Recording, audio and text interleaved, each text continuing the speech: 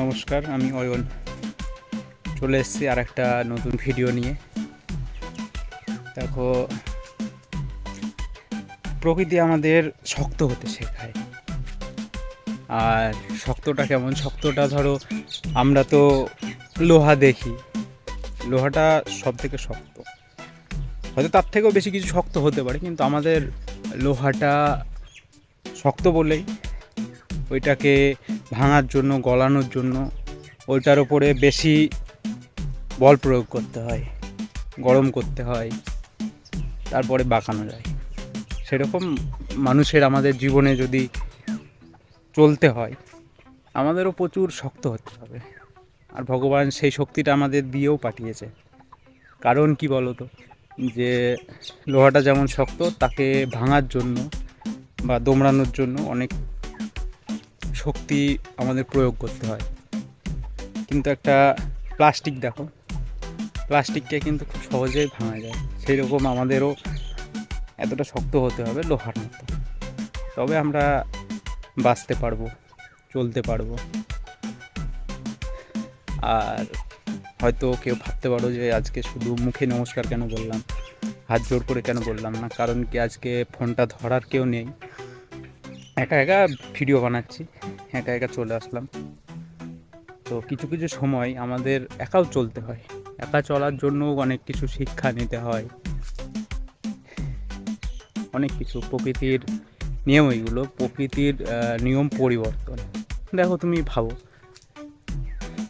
রাতের পরে দিন আসে, দিনের পরে আবার রাত। আর একটা রাত একটা মানুষের জীবনে পরের দিন সকাল নাও আসতে পারে, রাতটায় তার শেষ রাত হতে পারে।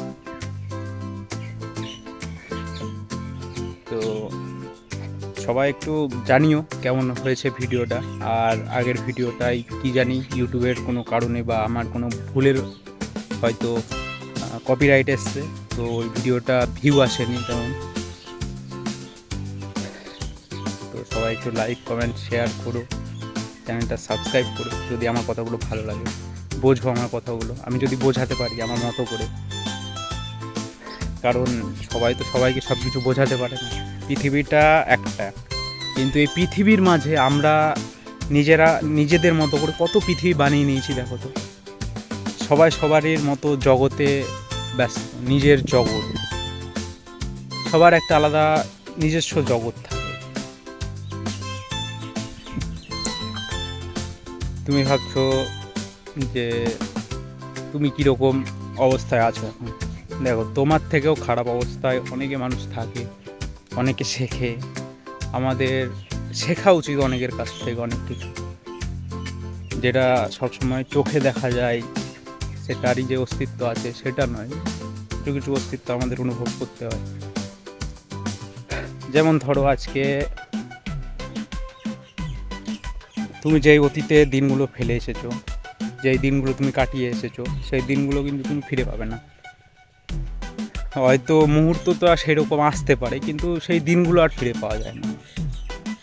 আজকে ভাবো একটা কথা, যে পৃথিবীতে কত মানুষ জন্মাচ্ছে, সেই সময়তে কত মানুষ মারাও যাচ্ছে। কেউ হাসছে, কেউ কাঁদছে। কারোর বাড়িতে একটা সন্তান এসেছে, তাদের কত আনন্দ। কিন্তু অন্যদিকে দেখো, আর একটা যার পরিবার থেকে বা যার নিজের বাবা মা হারিয়ে যাচ্ছে, তাদের কতটা কষ্ট হচ্ছে। একই মুহূর্তে, একই পৃথিবীতে, একই সময়ে আমরা কত রকম পৃথিবী দেখতে পাচ্ছি, কত রকমভাবে বুঝতে পারছি। সব কিছু আমাদের দেখতে হয়, শিখতে হয়, বুঝতে হয়। এগুলো প্রকৃতিটা আমাদের এইভাবেই শিখিয়ে পাঠিয়েছে, যে আমাদের কিছু বুঝতে হবে মানুষের কাছে। অনেক কিছু তো ধরো বই থেকেও পাওয়া যায় না, কিছু কিছু মানুষের কাছেও শিখতে হয়। যে দেখো, তুমি আজকে একটা কাজ করছো, সেই কাজটা তোমার মনে হচ্ছে কঠিন, কিন্তু সেই কাজটা যে করে এসছে না, যে করে, তার কাছে সেই কাজটা অনেকটা সোজা। কারণ কি, সেই টেকনিকটা জানে যে কিভাবে কাজটা করলে আমার কাজটা আরও সহজ হবে। তো সেই রকম শিখতে হবে মানুষের কাছে। আমাদের শেখার তো কোনো শেষ হয় না। আর একটাই কথা, জীবন তো আমাদের একটাই, এই জীবনে অনেক কিছুই শিখতে হবে, বাঁচতে হবে। আজকে ধরো রাতে যদি কোনো মানুষ মারা যায়, সে তো সকালবেলায় পরের দিন আর কিছু শিখতে পারবে না, সেই শেখাটা তার কাছে আর হলো না। কিন্তু আমরা যতদিন বেঁচে থাকি আমাদের নতুন কিছু শিখতে হবে, নতুন কিছু নিয়ে খুঁজতে হবে, নতুন কিছু নিয়ে বাঁচতে হবে। আমাদের চারিপাশে অনেক কিছু শেখার আছে, অনেক কিছু দেখার আছে, যেগুলো আমাদের শিখতে হবে, দেখতে হবে, অনুভব করতে হবে, বুঝে নিতে হবে তার ভেতরে কী আছে, সেই জায়গাটাকে বুঝতে হবে, সেই জায়গাটায় গিয়ে দাঁড়াতে হবে, তবেই সেই জায়গাটা বোঝা যায়।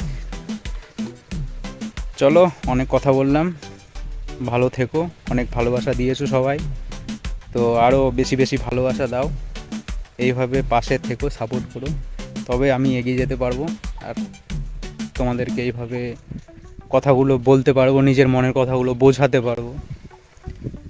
ঠিক আছে, চলো, অনেক কথা বলে ফেললাম।